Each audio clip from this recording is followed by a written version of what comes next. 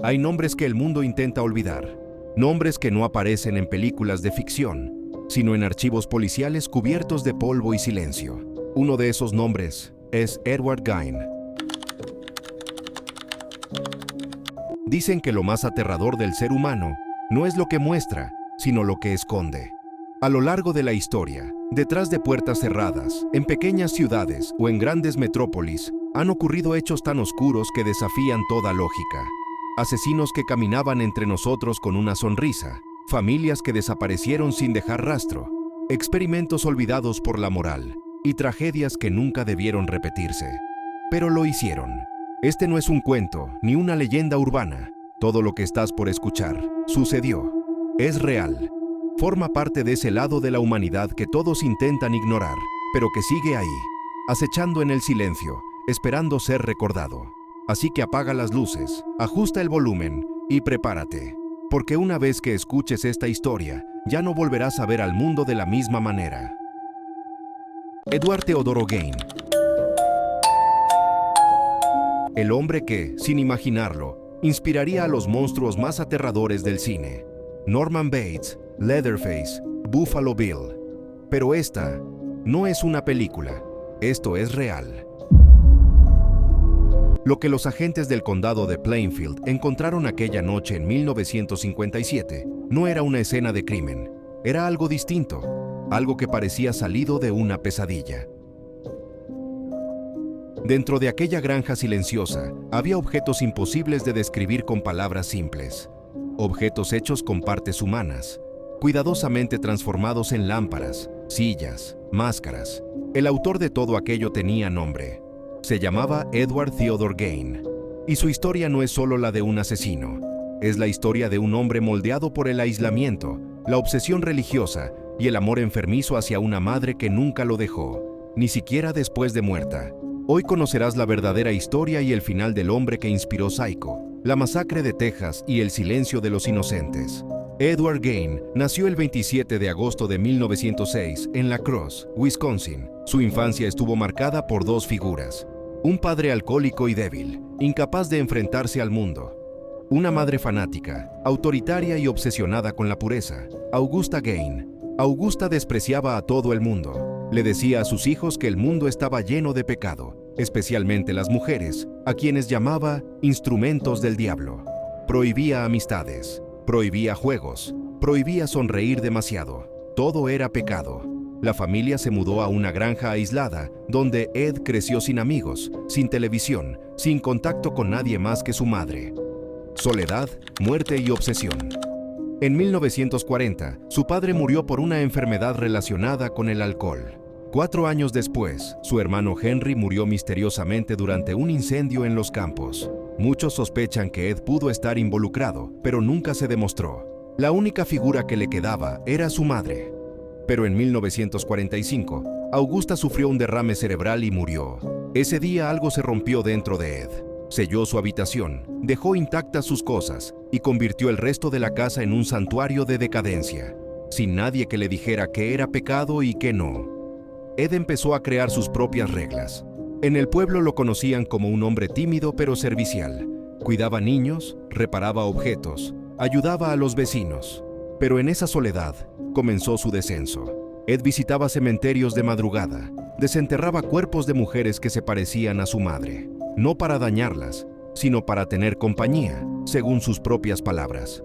Fabricaba objetos con partes humanas, intentando reconstruir, pieza por pieza, la figura de su madre. Pero llegó un momento en que los cadáveres ya no eran suficientes. El 16 de noviembre de 1957, Bernice Warden, dueña de una ferretería local, desapareció sin dejar rastro. La última factura registrada era para un cliente muy específico, Ed Gein. La policía fue a su granja. La puerta estaba cerrada, pero había huellas en la nieve. Entraron. Dentro de la granja encontraron el cuerpo de Bernice Warden. Lo siguiente que descubrieron fue aún más perturbador. Muebles tapizados con piel humana, máscaras hechas con rostros, objetos domésticos creados con restos humanos, y la habitación de su madre, intacta, impecable, intocable. Ed confesó que había robado cuerpos de los cementerios y que en 2 ocasiones había asesinado para obtener material fresco. No lo decía con culpa, lo decía con calma, como quien describe una tarea. En 1958, fue declarado mentalmente incompetente para ser juzgado. Fue enviado al Hospital Estatal Central de Waupun. Allí pasó el resto de su vida. Tranquilo, pintaba, leía revistas de anatomía, comía helado. Casi nunca hablaba de lo que hizo, excepto cuando alguien le preguntaba por su madre. Entonces bajaba la mirada y sonreía.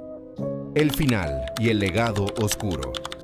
Edward Gain murió el 26 de julio de 1984 por un fallo respiratorio. Tenía 77 años.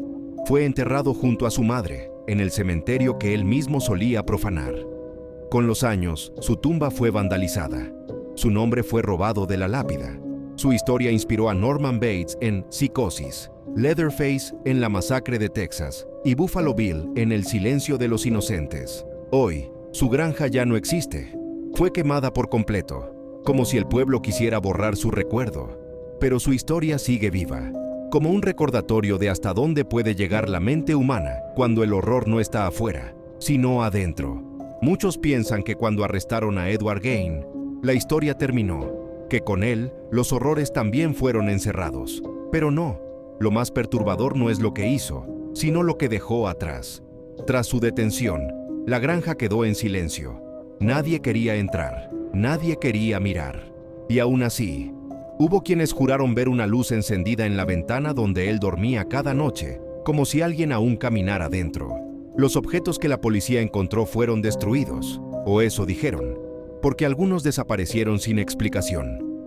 Piezas enteras nunca fueron registradas, jamás aparecieron en los archivos oficiales. Y hasta hoy, nadie sabe dónde están. Hubo oficiales que renunciaron. Hubo periodistas que callaron y hubo testigos que, décadas después, seguían diciendo lo mismo. Esa casa estaba viva y él no estaba solo. Edward murió en 1984 en el Hospital Psiquiátrico de Mendota, pero antes de morir, dijo algo inquietante. Cuando una enfermera le preguntó si se arrepentía, él sonrió y respondió: «Ella me sigue hablando, desde la habitación». Jamás aclaró a qué ella se refería. Algunos creen que hablaba de su madre.